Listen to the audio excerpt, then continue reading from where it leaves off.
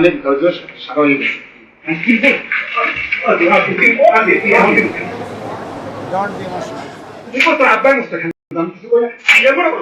আর আমরা কি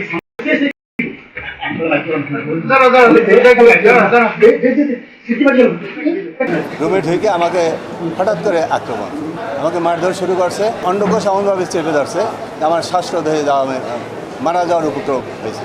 এরপর আমাকে চেয়ার থেকে ফেলে দেয়, আমাকে নিচে ফেলাই আমার বুকে পাড়া দিয়ে ধরে, গলা পাড়া দিয়ে ধরে, আমাকে হত্যার চেষ্টা করে এবং বলে যে সে আমাদেরকে চেক দেয়। আমি তো ওই অবস্থায় তো জীবন বাঁচানো আমি বড় মনে করছি, যার জন্য আমি আমার ড্রয়ার থেকে চেক করলাম, বললাম যে আমাকে ছাড়ো, আমি চেক তো বের করতে হবে, তারপর তো তোমাকে চেক দেবো। তারপরে ছাড়লো, আমার পিওন এসে আমাকে ধরিয়ে উঠাইলো। উঠাবার পরে আমি ড্রয়ার থেকে চেক বের করলাম, একটা চেক দিল ব্লাঙ্ক, আর একটা চেক দিল পরে লেখাইয়া 70 লক্ষ টাকা। এরপরে তার পকেট থেকে 2 সেট স্টাম্প বের করলো, স্টাম্প বের করে এক সেটে 3 পাতা, 6টা পাতায় আমার স্বাক্ষর নিল, আমার সিল নিল, বললো যে এখন আমাদের সাথে থানায় যাবে, যাই সালিশ বান্ধি, সালিশ হবে থানার মাধ্যমে এবং আমার কাছে ডকুমেন্ট আছে, থানায় বসে সালিশ হইবে। তা আমি এক পর্যায়ে প্রথমে আমি থানায় দ্বিমত প্রকাশ করি যে যা হওয়ার হয়ে গেছে, যদি তোমার কোনো কথা থাকে আমার বলো, আমি দেখি কী করতে পারি। না, তোর থানায় যেতে হবে। ওইদিকে তারা ফোনে হয়তো কারোর সাথে যোগাযোগ করতেছিল, তাদের একজনে, সে আবার বলতে না না ভাই বলছে থানায় নিয়ে যেতে। তো এরপর আমাকে থানায় নিয়ে গেল, থানায় নিয়ে ওসি সাহেব ছিলেন না, ওসি তদন্তে ডুবে বসছি। বসার পরে উনি বললো যে আমি এর কাছে টাকা পয়সা পাই, আমরা থানার মাধ্যমে সালিশি করতে চাই। তো ওসি তদন্তে বললো যে আমার কাছে তো কোনো অভিযোগ নাই, অভিযোগ ছাড়া আমি কাউকে সালিশি করবো। বললো যে আমি অভিযোগ দেবো এখন। বলে আমাকে বসাই রেখে উনি অভিযোগ দিল। অভিযোগ দেওয়ার পরে 5 তারিখ, আজকে সালিশির ডেট হয়েছে রাত 8টায়। তো আমি ওখানে এই যে আমার রুমে মব হয়েছে বা জোরপূর্বক সই স্বাক্ষর দিয়েছে, আমি কিছুই ব্যক্ত করি নাই, কারণ আমার জীবনের নিরাপত্তা ছিল না। কারণ আমি যদি ওখানে বলতাম,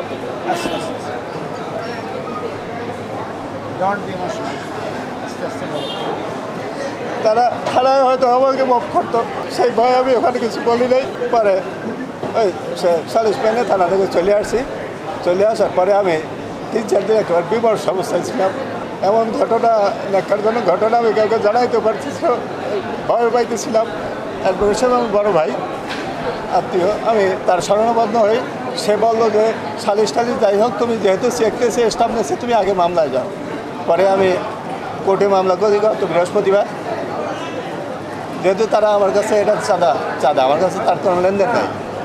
সে আমার ব্যবসার সাথে ছিল ঠিকই, তো সেটা 3 বছর আগে তার সাথে আমার লেনদেন ক্লিয়ার হয়ে গেছে। তো সে 1 কোটি টাকা দাবি করে আসতেছিল বেশ কিছুদিন যাবো। তো সেদিন 70 লাখ টাকার চেক দিল আর ব্লাঙ্ক চেক দিল। পরে আমি চাঁদা বৃহস্পতিবার মামলা দায়ের করছি।